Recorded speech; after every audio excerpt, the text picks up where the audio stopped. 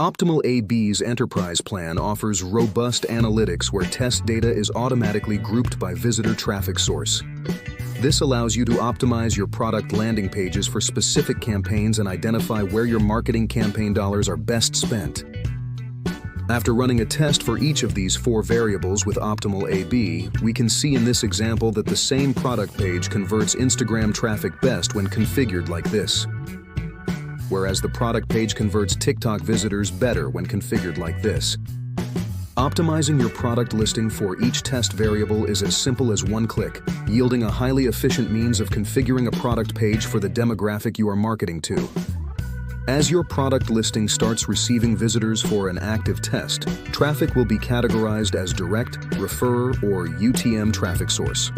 By clicking on UTM source from the drop-down or by selecting the View button, the data in the upper table and charts will update in real time to reflect key metrics for UTM traffic sources only. The grid below shows a snapshot view of how each UTM source is performing. You can then select a specific UTM source such as Facebook, and the analytics will update again to show how the test is performing for just campaigns that have a UTM source of Facebook.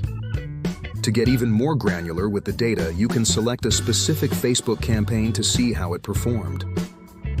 By entering a total campaign cost here, the average profit per view metric will update to net out your advertising costs, increasing the accuracy of your test results. One final thing to keep in mind before getting started with advanced analytics.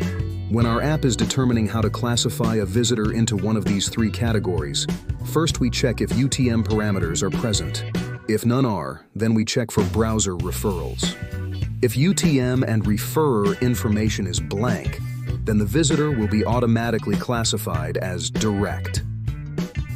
Click here to watch the basic tutorial on running A/B tests if you haven't already. And feel free to reach out to customer support if you have any questions.